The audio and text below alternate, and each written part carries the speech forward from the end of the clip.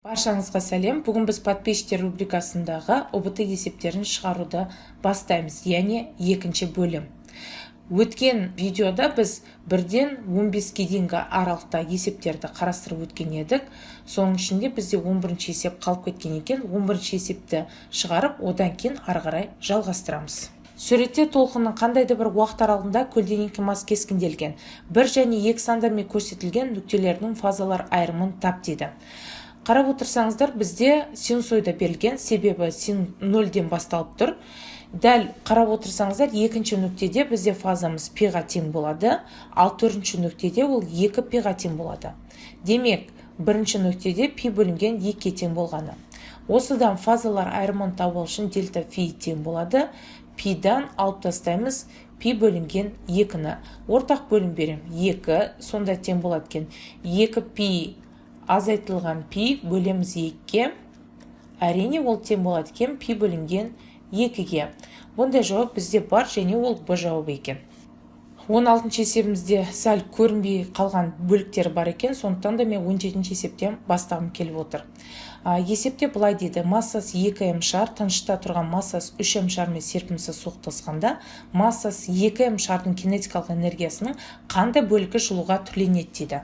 Ең алдымен біз суретін салғанымыз дұрыс деп есептеймін. Мына массасы 2М шар және оның бастапқы жылдамдығы V0. Бірінші болғандықтан да бұл дене V0 1 деп алайық. Ал V0 біріміз бізде V0-ға тең болсын дейік. Осылайша алғанымыз дұрыс. Сөйтіп, ол тыныштықта тұрған массасы 3М шармен келіп, не істейді екен? Соқтығысады. Бұның жылдамдығы сәйкесінше қаншаға тең болып тұр? V0 2 және ол тең болып тұр бізде 0-ге. Енді серпімсіз соқтығысты деген сөз ары қарай не болады? Серпімсіз соқтығыс кезінде бір дене екінші денені сүйреп, яғни екеуі бір дене болып қозғалады, немесе тоқтап қалуы да мүмкін. Біздің жағдайда қозғалыс ары қарай болған деп есептейміз, сондықтан да болған, және ол V жылдамдықпен жүріп өтті. Мына 2М шар, мынау екіншісі 3М шар. Енді импульсын сақталу заңын жазайық. Серпімсіз соқтығыс кезінде ол қалай жазылады? 2М көбейтілген бағыттарын ескеретін болсам, төбесіне вектор жазбаймын. V0 1 плюс 3М көбейтілген V0 2 және тең болады екен В жақшан ішінде 2М қосылған 3М. Біз білеміз V0 2 0-ге тең, V0 1-ді V0-ға тең деп алып отыр. Сондықтан да 2М көбейтілген V0, мына бөліктің барлығы 0-ге тең болып кетеді. 5М көбейтілген V болады. Осыдан Мдер қысқарып кетеді. В-ны табатын болсақ, 2 V0 бөлінген бізде 5-ге тең болады. Бұл сәйкесінше 0,4 V0 болады. Енді кинетикалық энергияның, яғни энергияны сақталу заңын жазайық. Энергияны сақталу заңы бойынша бізде басында кинетикалық энергия бар еді. Тек қана кімдікі? Массасы 2М шардікі. Және ол қалай түрленеді? WK0 деп алайын, тең болады.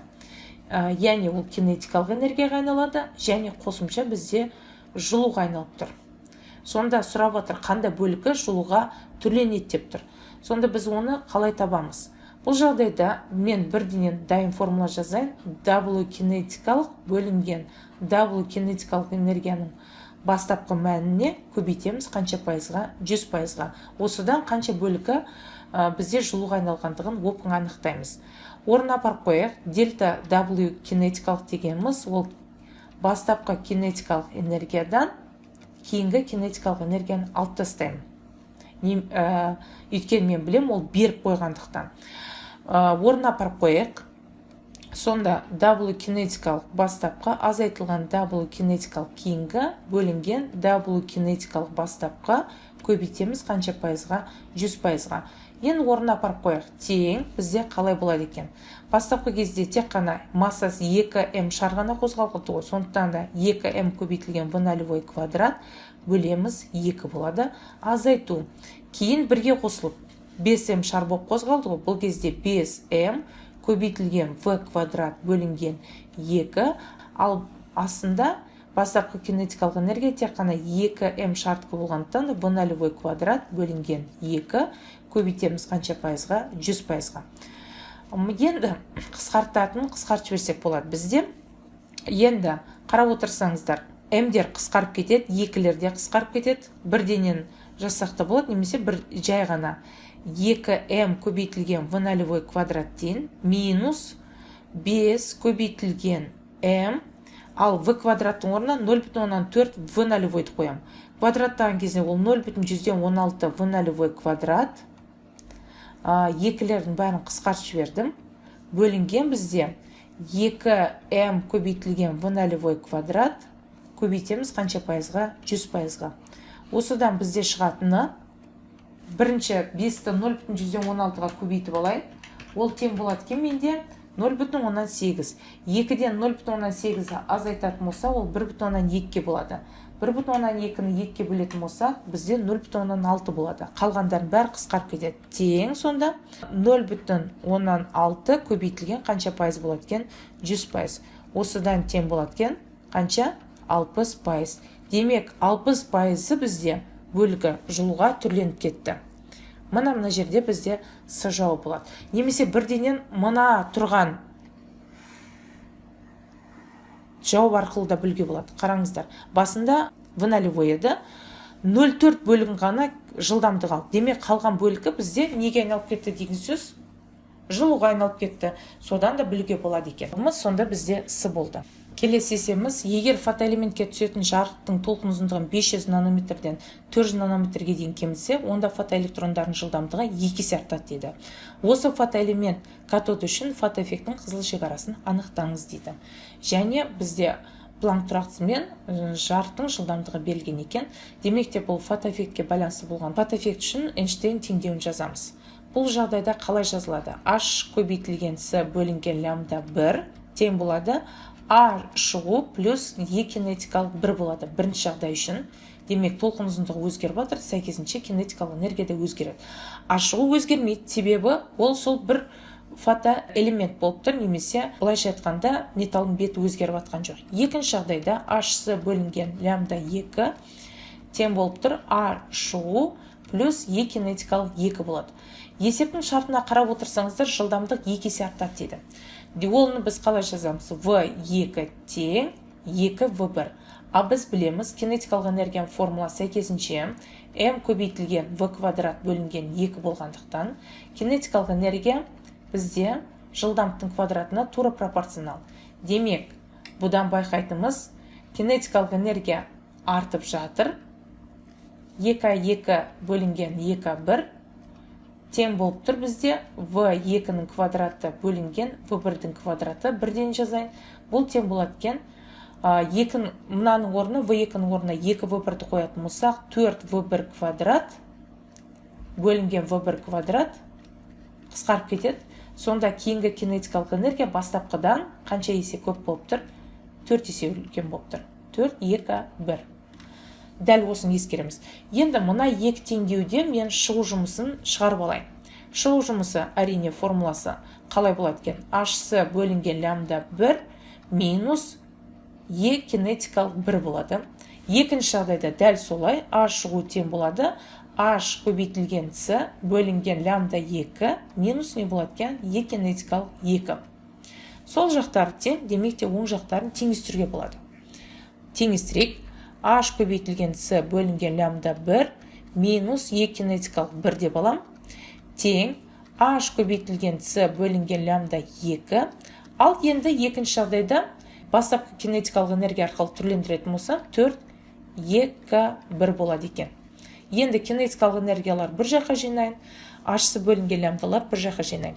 Сонда Hс бөлінген лямбда 2 азайтылған Hс бөлінген лямбда 1 дейм.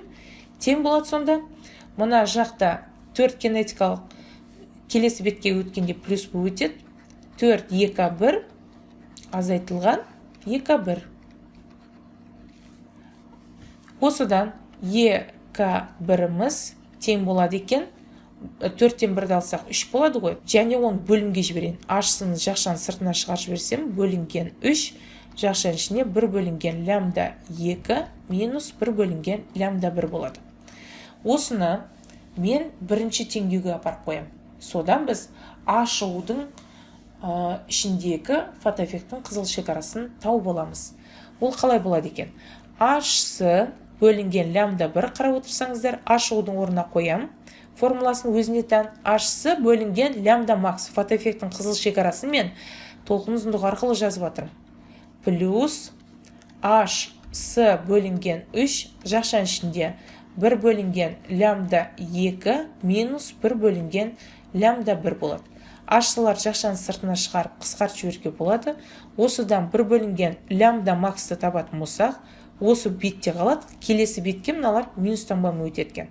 1 бөлінген лямбда 1 минус 1 бөлінген 3 жақшан ішінде 1 бөлінген лямбда 2 минус 1 бөлінген лямбда 1 болады. Ортақ бөлім қазір береміз. Бірінші сәл жинақтап алайын. 1 бөлінген лямбда 1 минус ашатын болсақ 1 бөлінген 3 лямбда 2 минус пен минус плюс болып кетеді. 1 бөлінген 3 лямбда 1. Лямбда 1-лерді жинақтайын. Ортақ бөлім қарап отырсаңыздар 3 болады екен. Сонда 3-ке 1-ді қосам 4 бөлінген 3 лямбда 1 минус 1 бөлінген 3 лямбда 2. Ортақ бөлім береміз тағыда.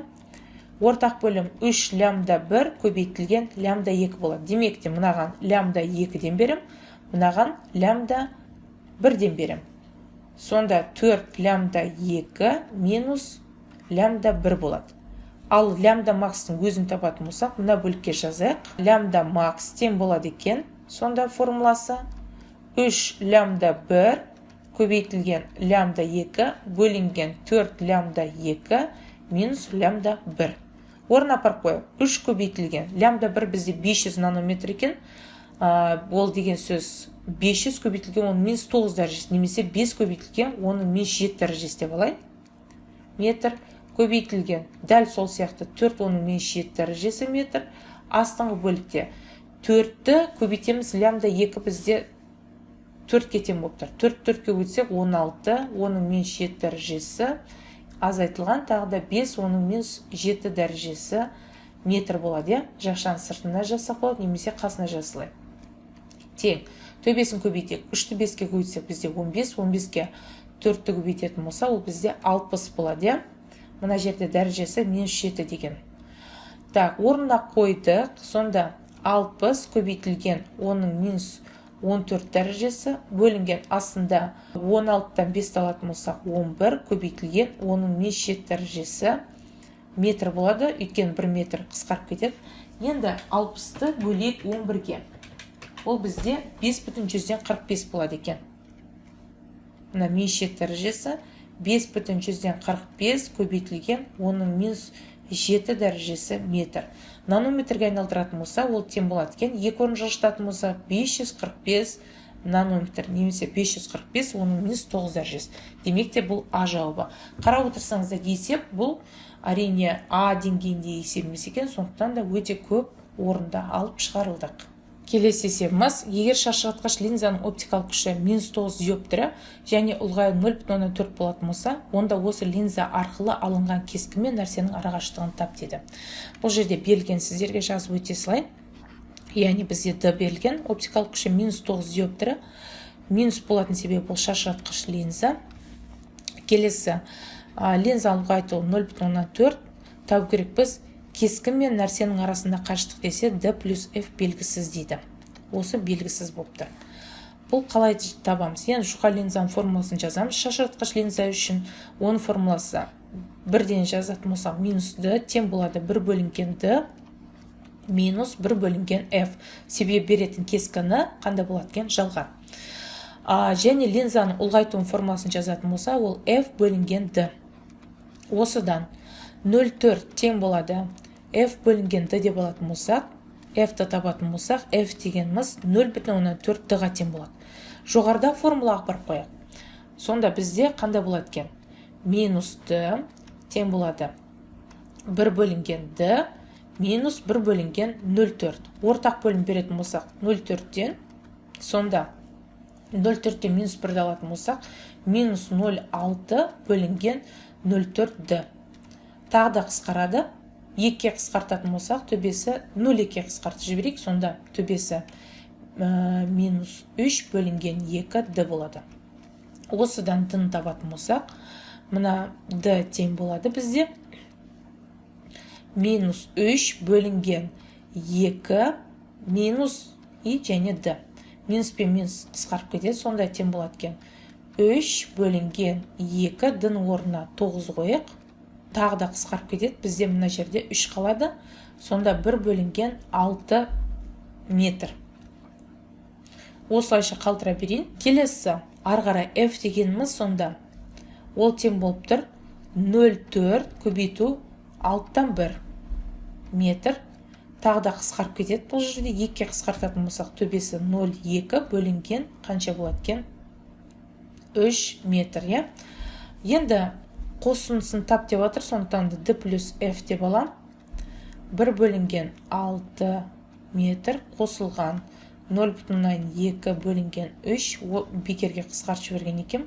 Мынаған 2-ден берем, сонда тең болады екен. 1 қосылған 0,4 бөлінген 6. Сонда тең болады екен 1,4 метр бөлінген 6 болады. Енді 1,4-ті 6-ға бөлетін болсақ, ол бізде 0,123 болады екен. d плюс f тең болады 0,123 метр. Бұл сәйкесінше 23 дәл артында сандалатын болса 3-тері көп, сондықтан да 23-те 3 сантиметр болады. Мына жерде де 3-ті аласылайын. Ол бізде А жауап екен. Келесі есебіміз ұзындығы 1 метр өткізгіш сым бір ұшы арқылы өтетін өзге перпендикуляр бағытта 20 радиан бөлінген секунд бұрыштық жылдамдықпен айналады. Ал айналу осіне параллель біртекті магнит өрісінің индукция векторы 0,5 тесла болса, өткізгіш сым ұштарында индукцияланатын электр қозғаушы күштің формуласын жаз дейді. Немесе тап деп отыр.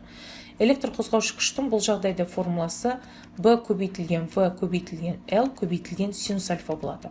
Қарап отырсаңызда перпендикуляр дейді, демекте альфа 90 градус, ал біз білеміз синус 90 градуста қаншаға тең еді? 1-ге тең. Сондықтан да формула келесі түрге көшеді. b, v, l. Ал енді бізде v-ны қалай табамыз? Мұнда l дегеніміз, яғни бұл жерде r-дің қызметін атқарып тұр. Ал естеріңізде болса, айналатын кезінде v-ның формуласы бұрыштық жылдамдықпен омега көбейтілген r. Орнына апарып қояды, сонда v тең болып тұр бізде. v көбейтілген омега көбейтілген r-дің орнына l-ді қоям, l көбейтілген l квадрат болады, b көбейтілген омега көбейтілген l квадрат. Орнына апарып қоямыз. Индукция вектор бізде 0,5 теслаға тең. Көбейтеміз, бұрыштық жылдамдық 20 радиан бөлінген секундқа тең, және біздің ұзындығымыз 1 метр. Ал квадраттасаң, 1-дің өзі шығады 1 метр квадрат. Бұдан шығатын бізде 1 вольт. Яғни ол бізде Е жауап екен. 21-ден 25 аралығын қарастырмаймын, себебі мен ол контексті бөлек шығарып қойдым. Ол контекстің аты бізде шаңғышы деп аталады. Сондықтан да каналдан сіздер контексті көре аласыздар. Келесі 26-тан бастаймыз. Электр өрісінің күш сызықтарын қасиеттері қандай дейді? Еске түсірейік. Электр өрісінің күш сызықтарын қасиеттері бұл шексізге кетіп жатады дейді. Яғни оң зарядтан басталып шексізге бағытталады, шексізге кетіп жатады. Сонда бұл жауабымыз дұрыс болып тұр, А жауабы. Келесі. Күш сызықтар теріс зарядтан шығады және оң зарядқа кіреді. Дұрыс емес, керісінше оң зарядтан шығып теріс зарядқа не істейді екен? Бағытталатын еді, немесе кіреді. Күш сызықтар қиылысады дейді. Бұл да дұрыс емес. Күш сызықтар концентрлі болады, қате. Күш сызықтар үзік, қате. Олар қиылыспайды, өйткені параллель болып келеді бір-біріне. Және күш сызықтары бізде қандай болып келеді екен? Тұйық. Күш сызықтар үзіліссіз дейді.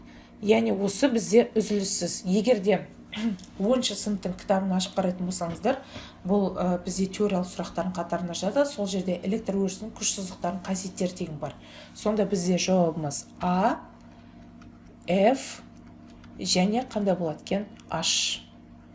H деген жауап болады екен. Келесі 27. Жинағыш линзаның фокус қашықтығы 60 см.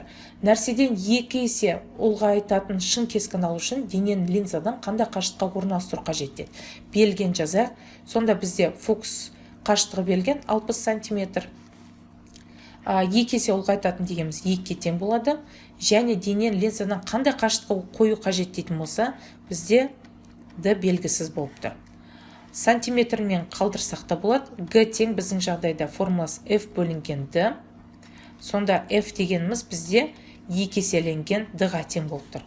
Орнына апарып қоямыз жинағыш линза үшін. 1 бөлінген F тең болады 1 бөлінген д плюс шын кескін болғандықтан да мынау F-тің алды, кішкентай F-тің алды плюс болады.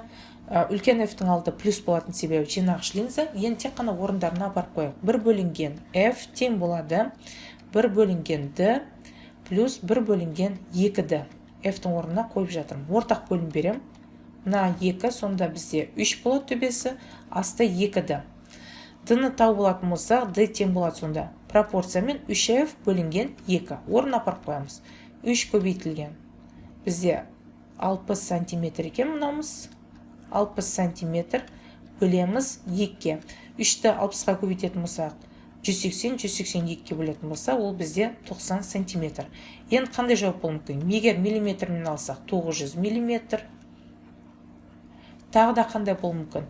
Егер де метрмен алатын болсақ, ол 0,9 метр болуы мүмкін. Ал енді осындай жауапты іздейміз. 900 миллиметр деген бар, 90 сантиметр деген бар, және 0,9 метр деген бар. Сонда С, бізде Д және F деген жауап шығып жатыр. Айнымалы ток көзіне қосылған конденсатордағы ток күші I тең 4 көбейтілген косинус жақшан ішіне 200 пи-ті плюс пи бөлінген 12 ампер заң бойынша өзгереді дейді. Егер конденсатор сыйымдылығы 20 микрофарад болса, онда конденсатордың сыйымдылық кедергісімен бастапқы фазасын тап дейді. Енді қарап отырсаңыздар, конденсатордың сыйымдылық кедергісінің формуласы XS тең, формуласы 1 бөлінген омега S. Омеганы тауып алу үшін біз мына формуланың бастапқы түрін жазып көрейік. I тең, сонда IM максимал көбейтілген косинус, жақшан ішіне бізде омега Т плюс финалевой болады. Финалевой дегеніміз бастапқы фазасы. Енді осы екеуін салыстыратын болсақ, омегамыз қаншаға тең болып тұр? 200 пи радиан бөлінген секундқа тең болып тұр, көріп отырсаңыздар. Және бастапқы фазамыз ол бізде финалевой пи бөлінген 12-ке тең. Немесе пиді жазатын болса, бұл 180 градус, 180-ді 12-ке бөлетін болса, ол бізде 15 градусқа тең болғаны. Орындарына апарып қояйық. 1 бөлінген 200 пидің орнына 3,14 қоямын. Көбейтілген және 20 көбейтілген 10-6 дәрежесі фарад. Мынау радиан бөлінген секунд деп жазуым керек еді. Так, енді осыдан бөліп табатын болса, бізде шығатын сан 80 Ом болады. 80 Ом, ол бізде бар ма екен жауап? Бар, 80 Ом деген бар екен F жауабы. Және финалевойымыз пи бөлінген 12 деген жоқ екен, сондықтан да градуспен алсақ 15 градус. Қалғандар сәйкес келмейді, 0,8 кило Ом бола алмайды, 800 Ом бола алмайды. Демек жауабымыз бізде А және қайсы болады екен F. Міне осымен бүгінгі ОБТ есептерін талқылау видеомыз аяқталды. Егер де видео сіздерге ұнаған болса, достарыңызбен бөлісіп, каналға тіркелуді ұмытпаңыздар және лайк басып, алда уақытта қандай видео көргілеріңіз келетіндігін арнайы комментарийға немесе Instagram парақшама жазсаңыздар болады. Қош сау болыңыздар.